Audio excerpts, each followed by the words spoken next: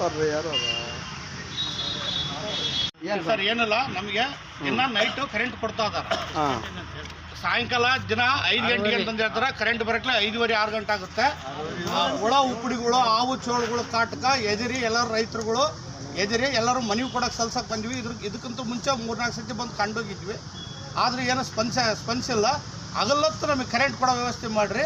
ಅದನ್ನು shift wise ಮಾಡ್ತಾ ಇದ್ದಾರೆ. ಶಿಫ್ಟ್ ವೈಸ್ನ ಒಂದು ಸೈಡ್ ಶಿಫ್ಟ್ ಆ ಕಡೆ ಕೊಡ್ರಿ, ಒಂದು ವಾರ ನಮಗೆ ಹಿಂಗೆ ಕೊಡ್ರಿ, ಒಂದು ವಾರ ಹಗಲತ್ತು ಕೊಡ್ರಿ ಅಂತ ಮನವಿ ಕೇಳಿದ್ವಿ ಅವ್ರನ್ನ. ಅವ್ರು ಹಗಲತ್ತು ಕೊಡೋಕ್ಕಾಗಲ್ಲ ಅಂತಂದು ಹೇಳ್ತಾ ಇದ್ದಾರೆ.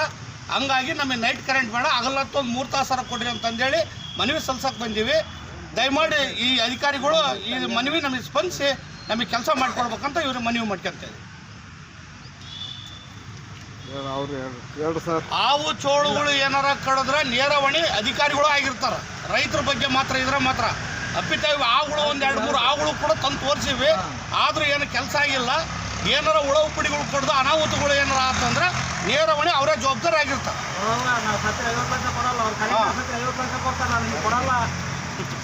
ಸರ್ ರೈತರು ಈ ಥರ ಮನವಿ ಕೊಡ್ತಾ ಇದಾರೆ. ಅವರಿಗೆ ನೈಟ್ ಕೊಡಬಾರ್ದು ಅಂತೀವಿ, ಕರೆಂಟು ಹಗಲತ್ತ ಕೊಡಬೇಕಂತೆ. ಹಗಲತ್ತು ಕೊಡೋದ್ರಿಂದ ಅವರಿಗೆ ಪಾಪ ಅವರಿಗೆ ಹೆಂಡ್ರು ಮಕ್ಕಳು ಇರ್ತಾರೆ, ನಾವು ನೈಟ್ ಹೋಗೋಕ್ಕಾಗಲ್ಲ ಅಂತಂದು ಹೇಳ್ತಾ ಇದ್ದಾರೆ. ತಾವೇನು ಹೇಳ್ತೀರಿ ಇದ್ರ ಬಗ್ಗೆ? ಇಲ್ಲ, ಇದೆಲ್ಲ ನಮ್ಮ ಮೇಲಧಿಕಾರಿಗಳು ಮಾತಾಡ್ತಾರೆ. ಅಲ್ಲ ಈಗಾಗಲೇ ಅಲ್ಲೇ ಒಂದು 2-3 ಟೈಮ್ ಕೊಟ್ಟಂಗಾದ್ರೆ ಸರ್ ಇದು ಮನವಿ ಇದೆ ಸಮಸ್ಯೆಗೆ ಮೇಲಧಿಕಾರಿಗಳಿಗೆ ಕಳಿಸ್ಕೊಡ್ತೀವಿ. ಮೇಲಧಿಕಾರಿ ಅವಾಗ ಕಳಿಸಿದ್ದಿಲ್ಲ. ಹಾಂ ಸರ್, ಅಲ್ಲ ಇವ್ರು ಕೊಡ್ಲಿದ್ರೆ ಬೇರೆ ರೈತರು ಕೊಟ್ಟಿದ್ರು ಇದ್ರ ಬಗ್ಗೆನೇ. ಇಲ್ಲ, ಮೌಖಿಕವಾಗಿ ಮಾತ್ರ ಪೇಪರ್ ಕೂಡ ಬಂದದ್ದು ಸರ್. ಅದು ನಾವು ಬರ್ತೀವಿ. ಅದಲ್ಲ, ಅದು ಮಲಕ್ನಳ್ಳಿ ಸೈಡ್ನವ್ರದ್ದು ಆರಾಗಿಲ್ಲ ಸರ್. ಒಟ್ಟು ರೈತರು ಅಂದ್ರೆ ಅಲ್ಲ. ಇಲ್ಲಿ ರೈತರು ಅಂದರೆ ಒಂದೇ ಫೀಲ್ಡ್ರಿಗೆ ಬರಲ್ಲ. ಇಲ್ಲಿ ನಮ್ಮ ಫೀಲ್ಡ್ಗಳು ಬೇರೆ ಬೇರೆ ಇರ್ತವೆ. ಹಂಗಾಗಿ ಒಂದೇ ಫೀಲ್ಡ್ರಿಗೆ ಬರೋಂಗಿದ್ರೆ ಒಂದು ಕಡೆದು ಹೇಳ್ಬೋದಿತ್ತು. ಅದ ಅವರಿಗೆ ಇಷ್ಟು ದಿನ ಬಂದು ಕಾಣ ಅಂತಂದು ಹೇಳ್ತಾರೆ. ಫೀಲ್ಡ್ಗಳು ಬೇರೆ ಬೇರೆ ಇದ್ದಾವೆ. ಹಂಗಾಗಿ ಬೇರೆ ಬೇರೆ ರೈತರು ಬರ್ತಿರ್ತಾರೆ.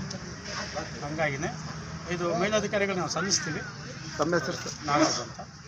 ಅವ್ರೇನು ಉತ್ತರ ಹೇಳ್ತಾರೋ ನೋಡಿ ಸಾಧ್ಯವಾದಷ್ಟು ಮಾಡ್ಕೊಡ್ತೀವಿ.